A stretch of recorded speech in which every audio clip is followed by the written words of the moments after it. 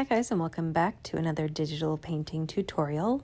This time we'll be going over how to paint green vines. Welcome to my channel, Creatively Me with Bree. And you guessed it, I am Bree. First I'm going to make the background gray. It's just easier on the eyes. Once I have that done, I'm going to go into the colors and I'm going to select a medium green. And then I'm going to make it just a little bit darker. Next, I'm going to go into brushes and go to the artistic brush set and go to Aurora. I am going to make some adjustments, but it'll be really simple, I promise. We're just going to increase the spacing to 44% and the jitter to 55%, I believe. And that is all for now.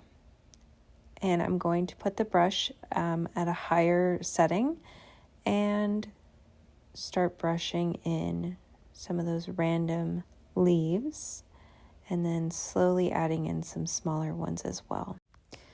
Next, I'm just working until I find that I have a good shape for my vines down. Once I have that established, I'm going to go into layers. I'm going to make sure that the layer I've been painting on, I put on alpha lock. Next, I'm going to grab a very dark green. This is going to act as our shadows. Make sure that you stay on one side in particular to create this shadow, because the light source will be coming from the left side and hitting on these leaves. So the leaves on the left are going to be brighter and the ones on the right are going to be in shadows. So make sure you keep the shadow consistent. Next, I'm going to pick a medium green and just tap down into the areas where I think light will start to hit some of those leaves. But again, make sure you keep those shadows. It's okay because it is the medium green to tap it into the shadowed area a little bit more than some of the brighter colors coming. For this lighter green, I am sliding closer to yellow, going back into my Aurora brush. I am duplicating it and I'm going to go into color dynamics. And for that stamping color jitter, I'm going to take out all of those settings so that I'm getting one consistent color for this highlight. Remember to be selective with where you allow the highlights, especially because these are the most saturated highlights so far, to not overwhelm the shadows in medium greens. Next, go into your layers, add a new layer, go into the brush library, go into drawing brushes and select Blackburn. This is Blackburn. If you do strokes from left to right, it will create some really nice shapes that look like leaves. I went in and I selected a even lighter green with more yellow in it just to create another layer of highlight. With this green highlight, we want to be even more selective with where we place it. That will make the highlights even more effective, the shadows more relevant, and that medium green more powerful. I decided to do two different ones just so that way you could see that no matter how you ended up creating this vine, you could still get the same effect because obviously it's all random. The way that these brushes are designed would make it difficult to create identical duplicates, right?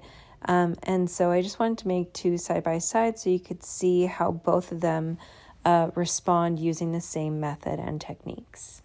We're coming up on the end of this project, or at least one stage of this project. We're just doing the final touches now. So we want to add a layer and make it so that it's underneath both of those layers. We're going to grab the darkest shadow green that we can find using Blackburn and make it very small in size and use that to create some actual vines that connect the leaves. I personally found that this last piece of it really helped make it seem more realistic and just come together.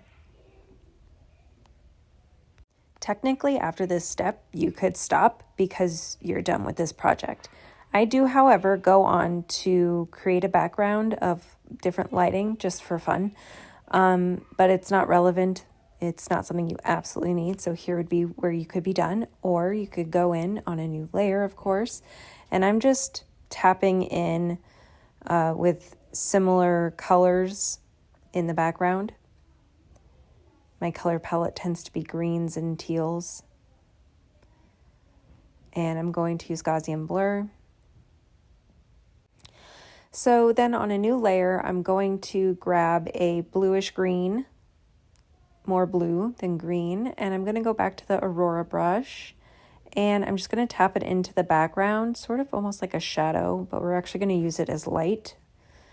And we're going to blur it just a little tiny bit, not a lot, just enough. And then we're going to go and use the color dodge, I think.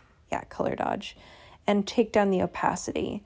Now it's sort of creating this effect where it looks like light is making it through those leaves on like a wall behind them. I am going on a new layer and I am selecting an airbrush, and I did like a darker blue and used the Gaussian blur, and that's where I decided to stop. Of course, feel free to play around and see what works for you and your particular piece. With that being said, thank you guys so much for sitting with me through this tutorial and for supporting my channel. I really appreciate you being here today, and I look forward to seeing you in the next tutorial. Bye guys!